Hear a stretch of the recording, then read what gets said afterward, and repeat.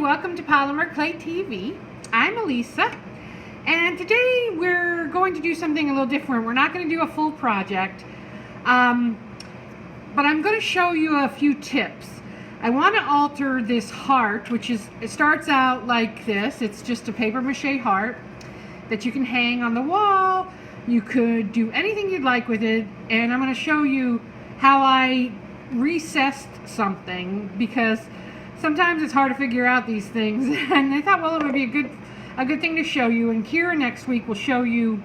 She was working with making a fairy door on her heart, so she'll show you that next week. But I'm going to show you basically how I make the recessed area, give you an idea how I use some of the foils that come with this kit that we have. If you haven't seen the kit, you can go to the unboxing video. I did an unboxing and showed what was in the kit, and it basically comes with the heart.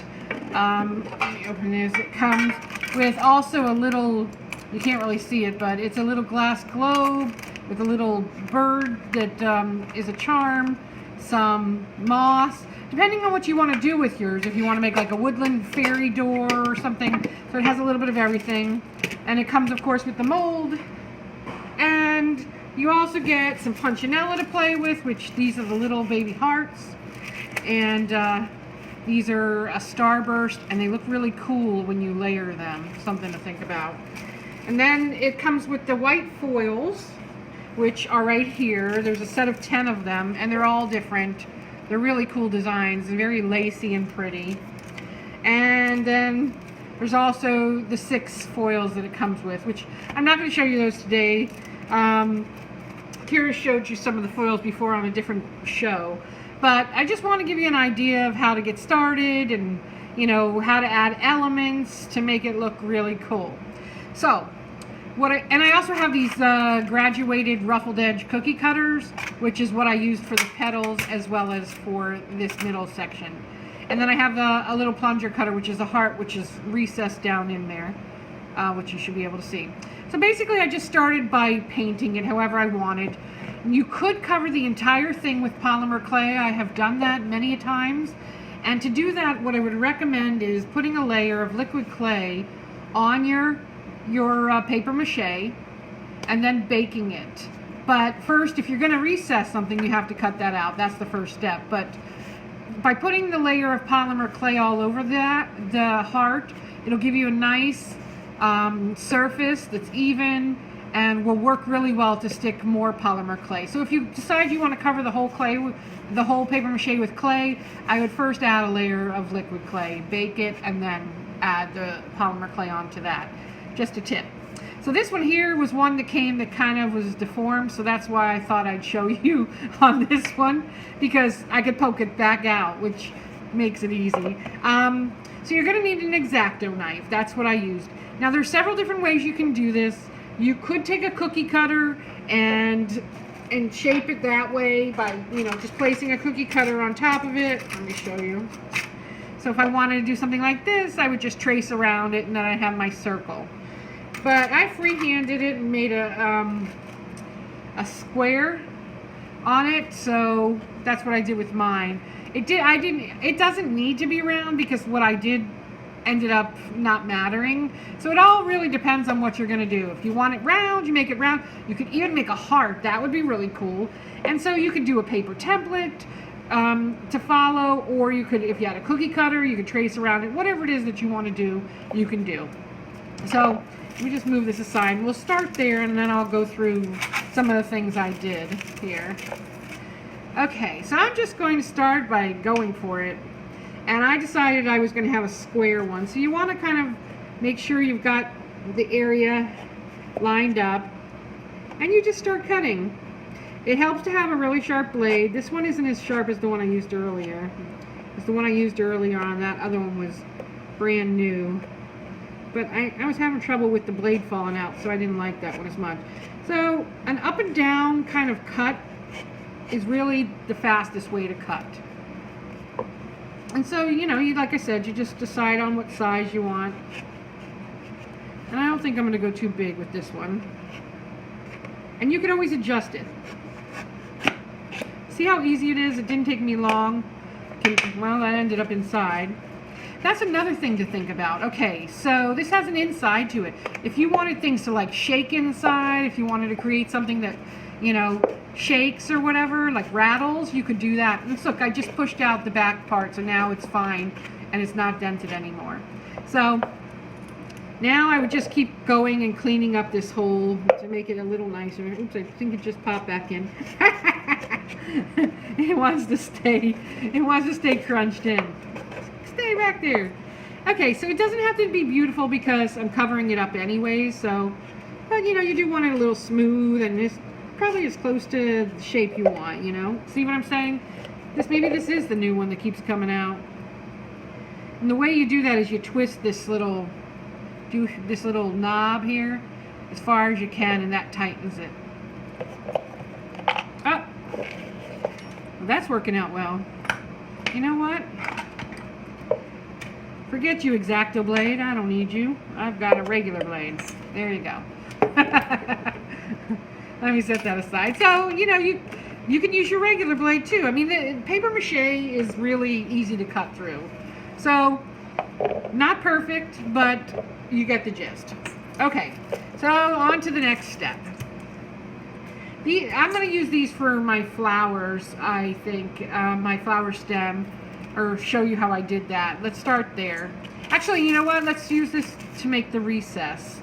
So this is just a conditioned sheet of the pumpkin color clay, but you can use anything you want. I mean, it doesn't matter what color, whatever, just go for it, whatever you'd like. So I don't need a whole lot of clay to recess this.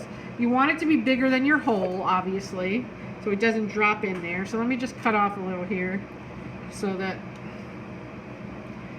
it's not too overwhelming.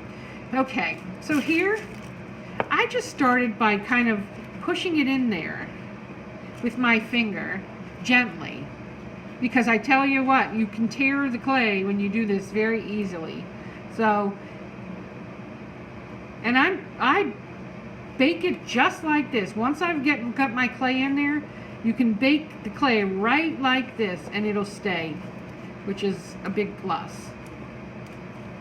And so once you have it as deep as you want to go, which I think that's pretty good, then you want to cut off the extra clay. And if it rips on you, obviously you want to... Now this base layer that I'm creating here, you know, this indented part, you're only going to see the indented part. You're not going to see this outside part, so it doesn't have to be perfect. You know, you just want it so that you have now a recessed area to work with. And you want to leave, obviously, more than the recessed area so that it doesn't fall in there and, you know, you have issues. So that's basically how you create the recessed area. Now, and if you were making a fairy door or a fairy, you could put the fairy back in there, whatever you wanted to put in there.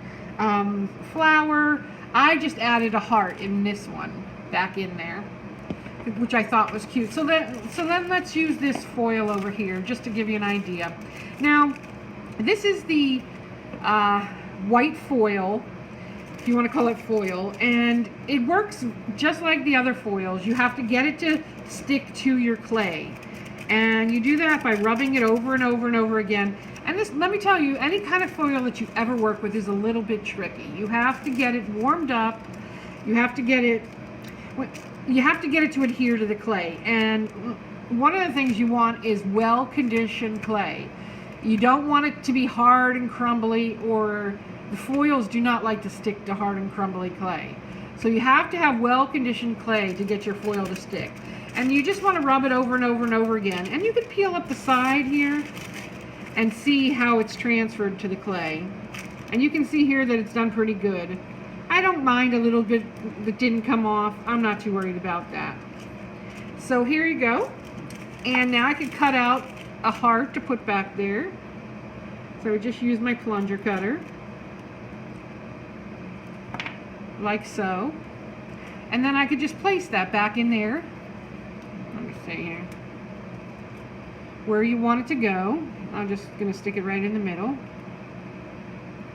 And give it a little push. And see, now I've got a nice recessed area that I can work with. Alrighty, so let's move on and think about the petals. Just to give you an idea. We're, like I said, we're not going to go through the whole process, but I want to take you a little, give you some of the steps I use so you know how to get started. Otherwise, this video is going to be an hour long, and I doubt you want to sit through an hour of this. But let me move on here. Okay, so let me roll this through my pasta machine, and I'm going through on the third thickest setting because I don't want my petals to be so thick. Okay, so now at this point here, let me just set this aside, out of the way. I can decorate my petals any way I want. I ended up decorating these petals after I shaped them, but you could use the punchinella, and let's do that for now. The only problem is with adding, you know, something that doesn't dry is you can mess it up really easily when you're sculpting it. So you may want to use some paint, like acrylic paint, so that it dries and you don't mess it up. But for right now, I'm just going to go ahead and use some pan pastels. So I actually think I'm going to use this purple because this isn't going to show up too well on camera, this copper color. So you just obviously want to impart your color onto your clay. And you could do an overall covering. You can kind of skip and give it like a highlighted look. It's entirely up to you. I personally wouldn't cover it because I like, you know, to have the multiple colors shining through coming through for my petals. You know, I don't want it all one color. So there you go, just a fast version. And so then you peel off and you have your little hearts, like so. That's when I used my smallest of the graduated ruffle cookie cutters. And these became the petals. So I had 1, 2, 3, 4, 5, 6, 7, 8 petals. So I went around and I cut 8 of these.